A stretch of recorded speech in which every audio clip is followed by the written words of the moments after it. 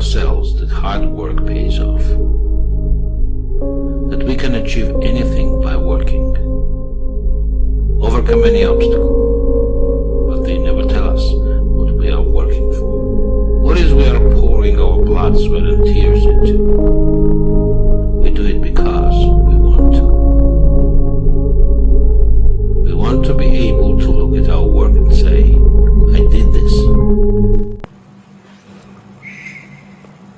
I'm trying to keep this movie away from my son. If he saw it, he would say, come on, Dane.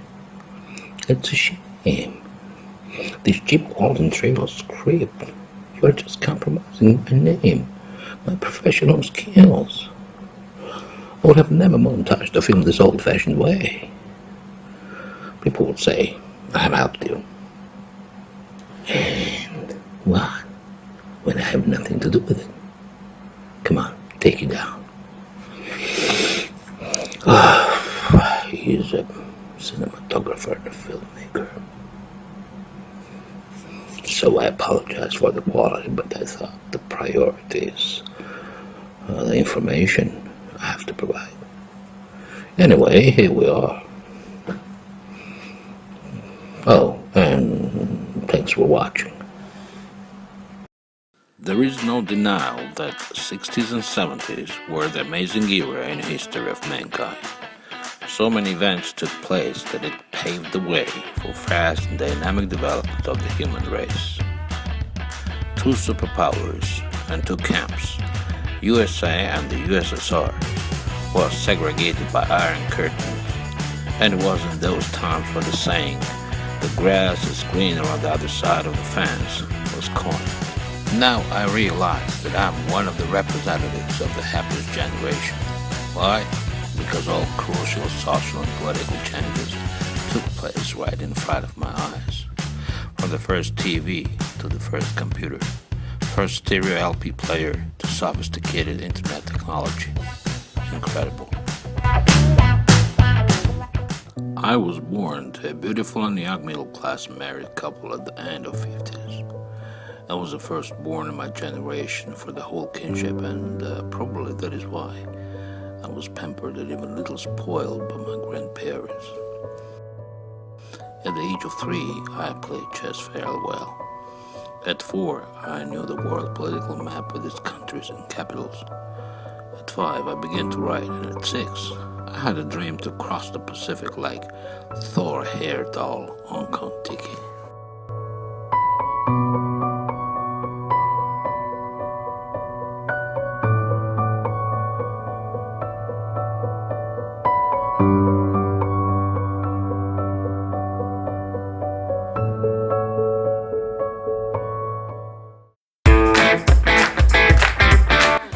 I remember my student years today as the best time of my life.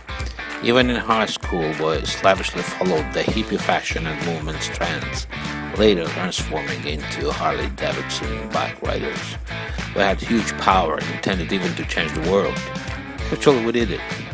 Sometimes they even called us the jeans generation, and this mentality so deeply penetrated our self-consciousness that since 70s I have not even worn anything different rather than blue jeans.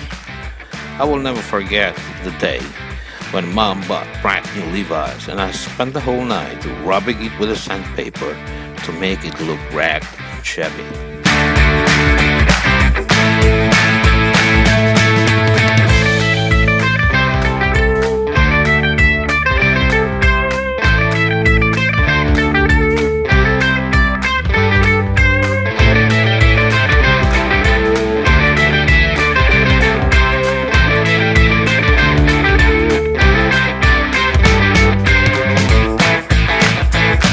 '70s were peak drive towards inventions. From time to time, I used to witness breathtaking innovations in those times, which kept us on a constant move toward transformation, adjustment, adaptation. I think that these were times where Charles Darwin's survival evolution theory could have had its say.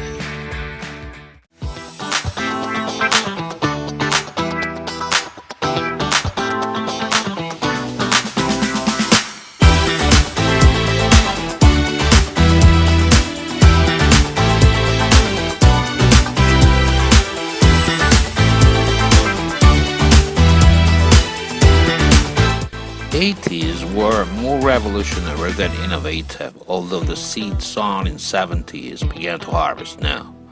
World began to total change. Most of the noticeable changes in me were those which triggered independent lifestyle and decisions to build career.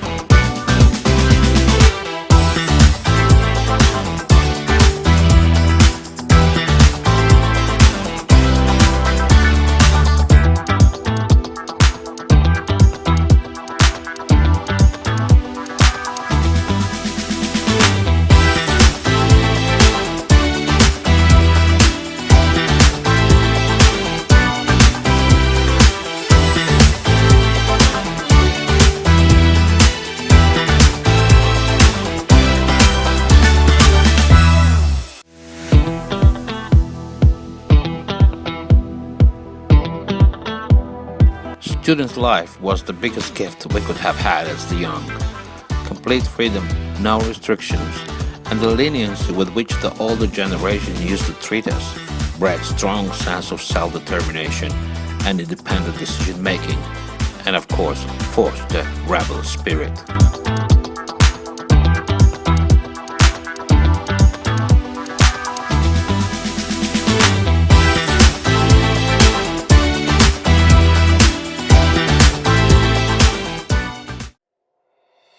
After graduation, I was recruited for Army service and served in airborne troops. This was the biggest test of life for me, for which I, so to say, sacrificed almost 80 pounds of my fat in training and military operations. The political tension and arms race reached its peak in the world. Post-military service period posed a turning point in my life morally as well as physically. It was the biggest time to stick out and establish yourself. The second part of 80s was dedicated to a social work I committed myself to, as it was the gate to the ruling class. When the world finally destroyed all stereotypes, people were so disintegrated after the Second World War that they needed help to build a new understanding and change old mentality. I took advantage of the situation and began to mediate on an international level, helping to kill stereotypes and getting to know each other better. It was called people's diplomacy. Here I found myself another way of popularity. Newspaper and TVs used to compete in titling me as a pioneer of the West or peace envoy of the East. The film in which I starred made of me a kind of a popular playboy, the image which followed me for many years. This image even helped me to climb the social ladder. The movie we represented a typical youngster with an ego and romanticism depicted a short time span of student life, which most of my contemporaries led. Actually, I was a positive hero in the face of my generation. This role was close to almost all in my generation, and that is probably why the film paved way for my popularity. Friendship, love, romantic relations, work, education, everything equally blended in one cocktail of a hero of 80s.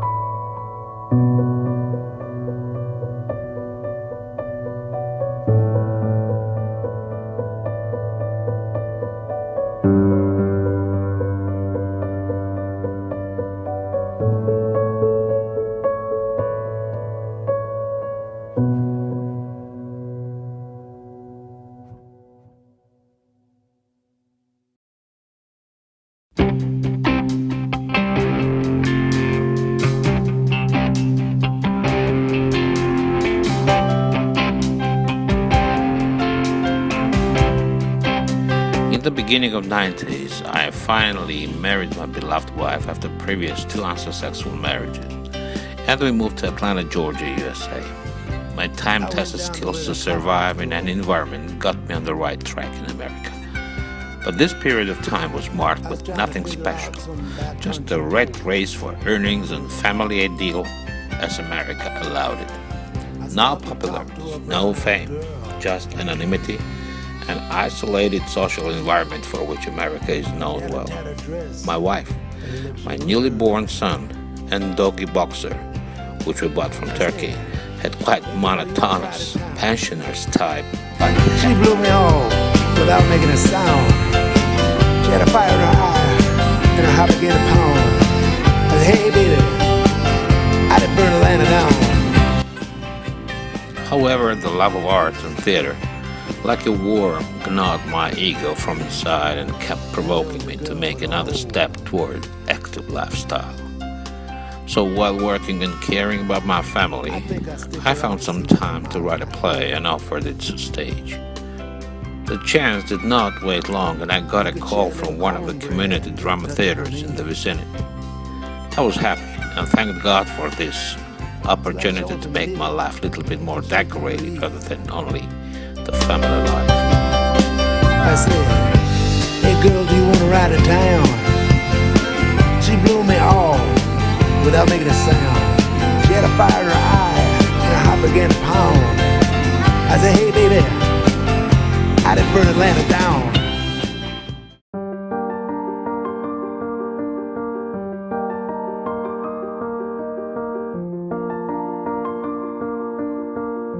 I was alone to build the stage, set background props, record music, arrange lightings, and direct the play. I had only 3 actors, whom I also selected at auditions, and now every evening I had plays, where I spent hours never regretting of loss of time or money. The play was based on a biblical theme, and even names I had there, Jim Adams and Kate Evans, as main heroes. It was a drama describing life of a couple of different stages of their lives. The stage I arranged as an open box and ring to point out that all the audience is the part of the play and everyone may have the same in their homes as it was in action on the stage. It was the psychological drama with eternal dilemma, interrelation of a man and a woman, love and jealousy, mercy and cruelty, kindness and greed, solitude and regret. I did not expect to see even tears in the eyes of the audience at the end of the debut, but there was some.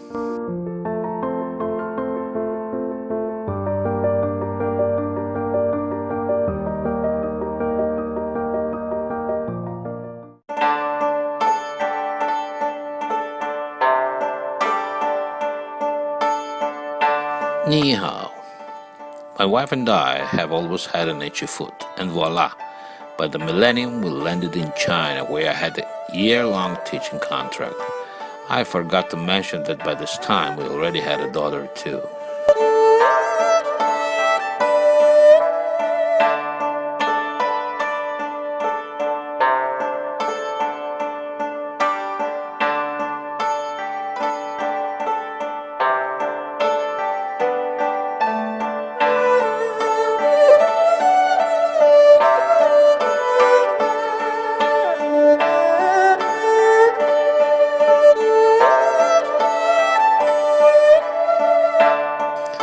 Xiantan, hometown of Great Mao, Mao Zedong, the leader of Communist China, was the first place I began to teach at the university.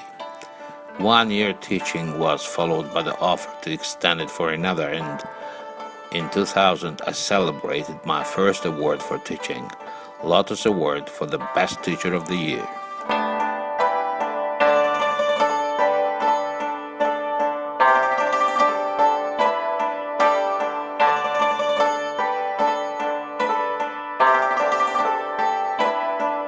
Being a linguist, my profession, I had never thought of teaching, but success in China overwhelmed me.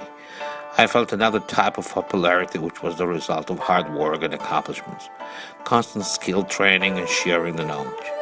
Even though today I do not know any other word in Chinese except Ni Hao, we have pursued teaching career in China for almost 9 consecutive years.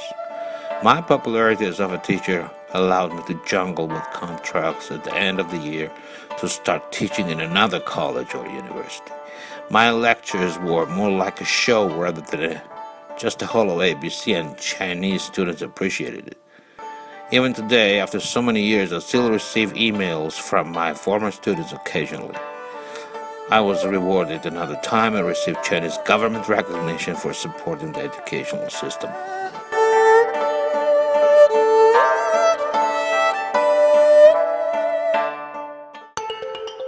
Baku, Azerbaijan. Land of Fire is a country in the south of Caucasus with a mixture of Oriental traditions with the Occidental lifestyle. For us, as a family after China, it was just a piece of cake to cope. Unexpectedly realizing the inevitability of a long stay, I started building up cooperative links with a network of private and state-owned organizations which needed to develop language learning system. I began to train local university teachers while having private individual trainees of almost all ages. Oriental tradition of the word of the mouth worked in this country better than any classified ad or advertising campaign. And killing two birds with one stone, I began to make even friends among the trainees as they referred me to others. Into the bargain, my son got an offer to pursue his cinematographic career and soon married a local girl. This was a logical outcome as we have stayed in Baku for almost 10 years, occasionally traveling out of the country and back. 2 dogs, 1 cat, and the family. Makes it a rather exotic scenario, doesn't it? Actually, we did not intend to stay here long, but just one mishap urged us to stay here for at least 3 years and further on. I even made a documentary film about it. The film told our story of struggle with the government hypocrisy and heartless bureaucracy we have had an experience of facing, but not related to Azerbaijan actually.